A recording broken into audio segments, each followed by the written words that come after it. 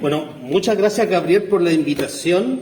Yo a Gabriel lo conozco hace bastantes años, especialmente cuando empezó a estudiar en el seminario. Pude conocer a su esposa, a su hija, y por supuesto muy contento de venir con mi esposa a pasar este 18 acá. Sí, soy muy 18ero, nos vestimos de guaso generalmente con Dani, bailamos harta cueca, nos encanta, nuestra familia disfruta estas festividades y ha sido rico poder pasarlo acá este fin de semana, y esperamos que ustedes la hayan disfrutado también, hayan aprovechado este tiempo y que el Señor les bendiga mucho en esta 18. Bueno, Gabriel me dijo, estamos haciendo una serie de sermones de Marcos. Por favor, abran sus Biblias porque va desde el 15 hasta el 33. Y en esta serie de Marcos en la que hemos seguido los pasos del rey, ¿cierto?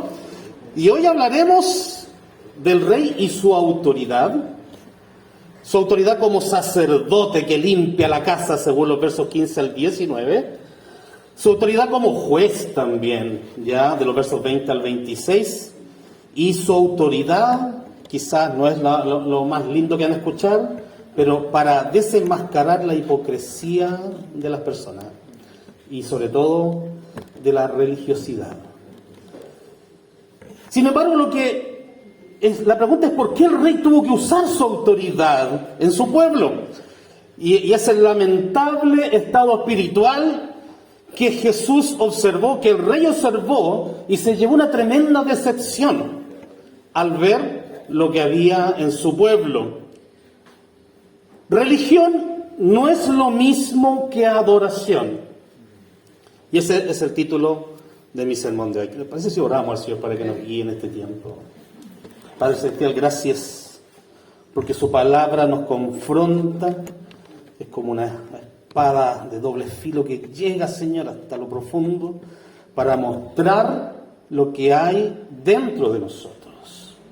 Por medio de ella, Señor, exhórtanos y capacítanos por medio de tu Evangelio, para que seamos libres de todo aquello que no te da la gloria. Te lo pedimos en nombre de Jesús. Amén. Vamos al contexto, ¿les parece? Para que recordemos un poco qué es lo que se ha estudiado. Después de que Jesús predice su muerte por tercera vez, según el capítulo 10, dice la palabra del Señor, en el último versículo del capítulo 10, por favor, en sus Biblias, dice que Jesús encontró un poquito de fe en un ciego que se llamaba Bartimeo, ¿cierto? Imagino que ya hablaron de él. El cual el Señor sana, y luego este ciego comienza a seguir a Jesús por el camino. Así termina el capítulo 10. Así llegamos al capítulo 11, donde Marcos nos dice que Jesús entra a Jerusalén por tercera y última vez. Sin embargo, no fue como las veces anteriores, ya que tanto el pueblo como Jesús se prepararon para la ocasión. Por un lado, el pueblo hizo una bienvenida muy especial porque lo recibieron como un rey, poniendo en su camino mantos, ramas, gritando, bendito el que viene en nombre del Señor, Hosana. Y Jesús no entró como siempre, sino que entró montado en un burrito, para que se cumplieran las profecías que estaban escritas sobre él. Luego de que fue recibido, dice la palabra del Señor que él fue al templo. Y después de, fíjense en esto, de observarlo todo. Y como ya era tarde, verso 11, Jesús se fue con los 12 a Betania. Al día siguiente Jesús nuevamente quería volver al templo, y camino al templo se encuentra con una higuera porque tenía hambre, una higuera dice con hojas, y fue para obtener frutos de ella y alimentarse, pero también dice que no encontró nada en ella. Así que Jesús condenó a la higuera para que nadie nunca más vuelva a comer fruto de ella. Así llegamos al texto de hoy. El rey llega a su casa, el rey llega a su ciudad. Él ha demostrado ya al pueblo cuál es su autoridad. Tiene autoridad para enseñar, tiene una autoridad para sanar, para perdonar pecados y para hacer todo tipo de milagros. Él ha demostrado ser un rey humilde, de paz y cercano a la gente, en especial a los más desvalidos. Sin embargo, su autoridad, vemos ahora, y muchas veces ya en Marcos, que ha sido cuestionada por las autoridades y por todos los que tienen poder. ¿Por qué? Porque ven a Jesús como una amenaza, y desde el principio de su ministerio, si ustedes se fijan en Marcos 3:6, traman para matarlo. Según el verso 11, por favor, mi hermano, Jesús entró al templo y lo observó todo. Debiéramos preguntarnos por qué Marcos recalca esto. ¿Por qué está recalcando que Jesús entró y observó todo y se fue?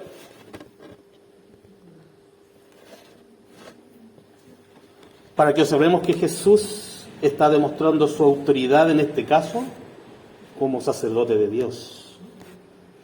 Eso lo podemos ver en los versículos 15 al 19, que aparece en la Biblia como la purificación del templo. Quiero invitarles, por favor, que abran sus Biblias en Levítico 14. Les voy a dar unos segundos para que busquen Levítico 14, del 33 al 57. Levítico 14, del 33 al 57. Porque dice ahí la palabra del Señor que uno de los roles del sacerdote era purificar las casas que estuvieran corrompidas o infectadas. Dice claramente que el único que lo puede hacer es el sacerdote, el que puede determinar si la casa está corrompida o no y qué hay que hacer con ella. Al leer el texto de Levíticos 14, verán en el verso 49 al 53 que el sacerdote sacrifica un ave. Tiene dos aves, pero una la sacrifica para purificar la casa. Toma la sangre del ave, la mezcla con agua, rocía 7 veces toda la casa. Sin embargo, si ustedes se fijan en el verso 45, dice que si la impureza no sale, ¿qué deberá pasar con esa casa? Deberá ser demolida, destruida por orden del sacerdote. Jesús, al ver la casa de Dios, la encontró corrompida. Así que procede como sacerdote a limpiarla, pero no como autoridad, ¿cierto?, de profeta, sino como un sacerdote del Señor. Fíjense en el detalle de Marcos 11, al final del 15, perdón. Al final del verso 15 de Marcos 11, donde menciona que Jesús no solo volcó las mesas de los que cambiaban dinero, sino que no mencionó tanto animal, mencionó uno preciso. ¿Cuál? Las aves, los que vendían aves para el sacrificio. Marcos quiere ser muy detallista. Miremos la escena de la siguiente manera. Jesús, como cual jefe de hogar, llega a su hogar, a su casa, la observa, la ve sucia y ocupada. Así que en su enojo corretea a los que están financiándose de usar su casa porque la han corrompido. Y como un buen sacerdote vuelca los puestos de las aves, como librándolas en símbolo de purificar su casa. La corrupción que Jesús ve en el templo después de observarlo todo podría ser de dos tipos. Primero, porque el patio que estaban ocupando los comerciantes era conocido como el patio de los gentiles. Único lugar en todo el templo con el propósito para que los gentiles oraran y vieran la luz de Dios. El único lugar. Por eso el Señor le dice: mi casa es una casa de oración y ustedes la han convertido en cueva de ladrones. Porque está citando Jeremías 7, verso 11. El lugar de luz se convirtió en otra cosa, se corrompió. Y en segundo lugar, Jesús ve que en el templo se aprovechan de la gente. Las aves son los sacrificios más humildes que las personas pueden ofrecer. Pero los comerciantes incluso roban a los más pobres, que solo pueden sacrificar aves. Ya no se usa la casa de Dios para adorar a Dios y para amar al prójimo, sino que se ha convertido en un lugar de lucro, un sistema económico corrupto que se aprovecha de la fe de la gente. En el templo la gente, las autoridades, los judíos, mostraban ser el pueblo de Dios, pero solo de apariencia. Es una aparente buena religión, pero ya hemos dicho que religión no es lo mismo que adoración. A veces me pregunto cuando leo esto, ¿qué sucedería si Jesús entrara a nuestra iglesia hoy día? ¿A cuántos sacaría a palos? ¿Qué observaría de nuestras religiones? De nuestras reuniones, de nuestros cultos. ¿Qué observaría de tu servicio, del mío? ¿Cuánta corrupción vería en nuestro corazón? ¿Vería que hemos sido luz para los demás o que hemos sido piedra de tropiezo? Es por eso que cada vez que podamos, miremos la cruz de Cristo. Cada vez que nos corrompamos pecando contra Dios y contra el prójimo, miremos la cruz donde el Rey murió en tu lugar. O cada vez que veamos corrupción en la iglesia y estés mirando a tus hermanos, a tus hermanas, vuelve a mirar la cruz, porque es donde el Señor mostró misericordia por tu hermano, para que tú también seas misericordioso. Porque en la cruz se produjo el sacrificio más grande y perfecto para limpiar a todo el pueblo, a todos los que Él ama. La sangre que Jesús derramó sigue limpiando hoy, y es para limpieza eterna, para limpiarnos de nuestra corrupción, nuestros pecados y de nuestra hipocresía. Lamentablemente el pueblo crucificó al Rey. No entendió el rol de Jesús. No lo vieron como quien tiene la autoridad para limpiarlos. Y aunque Jesús simbólicamente haya liberado a todas las aves del mundo en el templo, no fueron suficientes para limpiarlos de la hipocresía de la religión y del pueblo. Por tanto, su sistema religioso, su templo, por muy lindo y grande que haya sido, estaba destinado a ser demolido, a ser destruido. Jesús mostró su autoridad como sacerdote al purificar el templo, pero también nos muestra su autoridad como juez. Pero ¿qué es lo que juzga Jesús? Con el ejemplo de la higuera que se secó, según los versos 20 al 26. ¿Qué es lo que juzga el Señor ahí? Bueno, el tema es el mismo. Es el mismo, un pueblo corrompido que no cumple con el propósito para el que fue liberado y apartado, sino que aparenta lo que no tiene.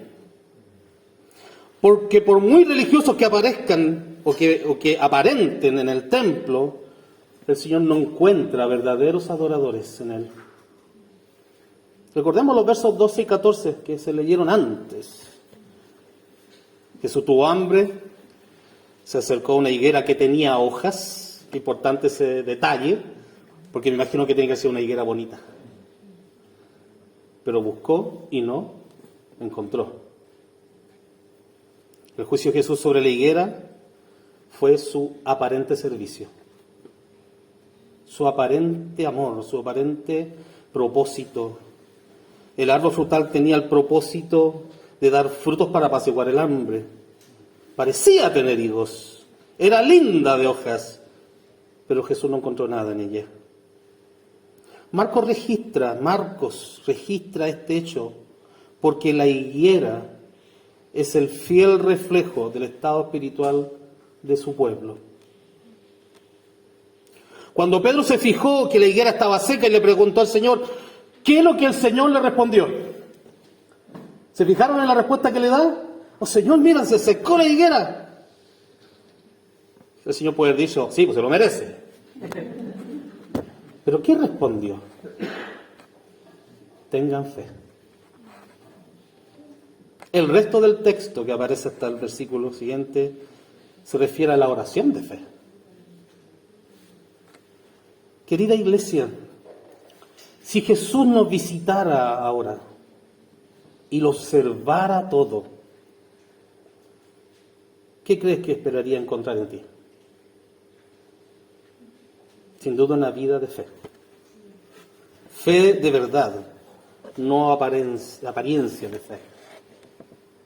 Cuando Jesús fue al templo, le pasó lo mismo que le pasó con la higuera. No encontró frutos de fe. Por tanto, la limpieza del templo y la maldición de la higuera son símiles, son semejantes, apuntan a lo mismo. La higuera fue juzgada porque aparentaba ser un buen árbol con frutos, pero no tenía nada. El templo fue purificado porque tampoco encontró nada, sino encontró corrupción. Ambos están destinados a lo mismo. Ambos textos muestran lo que el rey observó y juzgó.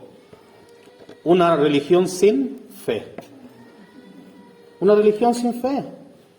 Encontró un templo lleno de religiosos, pero sin adoradores de verdad. El ejemplo de la higuera nos muestra el fracaso del pueblo de Dios, que en vez de ser luz a las naciones, fue un tropiezo. Y nos muestra el gran fracaso del tipo de religión que establecieron sus líderes. Israel estaba llamada a dar frutos, según lo que leímos, ¿cierto?, en Jeremías 7. Estaba llamada, porque Dios quería recoger frutos, pero solo tenía hojas. ¡Qué decepción! En 18 siempre encuentro una decepción. Me compro una empanada grande, bonita, infladita. ¿Y qué espero cuando la muerdo? ¿Qué espero encontrar cuando la muerdo? Carne. Y solo encuentro cebolla. ¡Qué desilusión! Solo dan ganas de botar la empanada. Así se sintió el Señor cuando llegó al templo, cuando vio a su pueblo. Por tanto, el pueblo y la religión están destinados a morir secos desde la raíz. Pronto vendría el juicio a toda la religión sin fruto y serán derribadas desde sus cimientos. Me estremece el corazón entender esto. Así que estoy llamado a ponerme de rodillas frente a la cruz y darle gracias al Señor. Porque el precio de mis fracasos y mi vida sin fruto ya fueron pagadas por el Rey. Debemos ir de rodillas ante el Señor y darle gracias por su misericordia. Porque en lugar de que nosotros fuéramos derribados, destruidos y consumidos por todos nuestros fracasos espirituales, Dios nos perdonó por la fe de Jesús y por su sacrificio. Porque donde nosotros constantemente fallamos, Cristo fue victorioso y te regaló su galardón.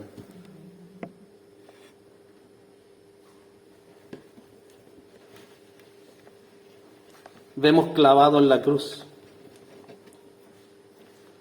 a la verdadera higuera que sí dio frutos.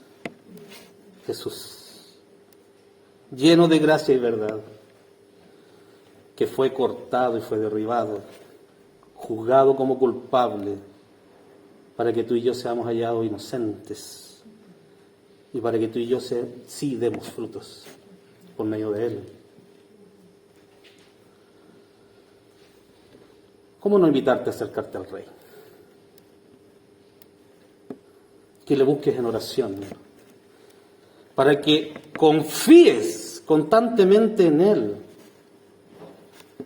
y confiar en que Él te va a dar frutos de fe. Lamentablemente el pueblo no dio el fruto que esperaba el Señor, el que demandaba el Señor. De hecho, antes de que llegara el rey, mandó un mensajero para advertirle al pueblo que llegaba el rey y que venía a buscar lo que había demandado, fruto de su pueblo. ¿Cuál es el fruto? Para responder a esta pregunta, debemos recordar la predicación y el bautismo de Juan. Marcos 1:4 y Marcos 1:7. Dice el verso 4 del capítulo 1 que bautizó Juan para arrepentimiento y perdón de pecados. ¿Y qué fue lo que predicó en el verso 7 del capítulo 1? Que después de él viene uno más poderoso que él y que bautiza en Espíritu Santo y fuego. Eso es lo que vemos en los versos 27 al 30. Especialmente de quienes se supone que guiaban al pueblo. Lamentablemente estaban más ciegos que Bartimeo. Más adelante Jesús confronta y les dice: ¡ay de ustedes, fariseos, hipócritas y guías de ciegos! ¿Por qué Jesús le pregunta sobre el bautismo de Juan? Claro, lo están cuestionando por su autoridad. Y él les dice: bueno, respóndanme esto y yo les voy a responder.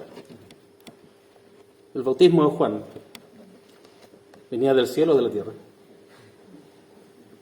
¿Por qué Jesús les pregunta esto? ¿Por qué les pregunta sobre el bautismo de Juan? Para desenmascararlos. Él tiene la autoridad para enfrentarlos y mostrar su hipocresía.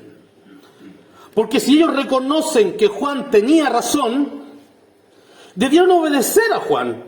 Debieron obedecer su bautismo, ser bautizados ellos también y hacerle caso a su predicación. Juan les dijo: el que viene después de mí, a ese sigan. Pero en esto ellos no obedecieron. Pero como ellos ni fueron bautizados, ni se arrepintieron al llamado, menos iban a seguir el consejo de Juan de seguir a Jesús. La respuesta que ellos le dan a Jesús deja entrever que en el fondo no quieren reconocer ni a Juan ni a Jesús.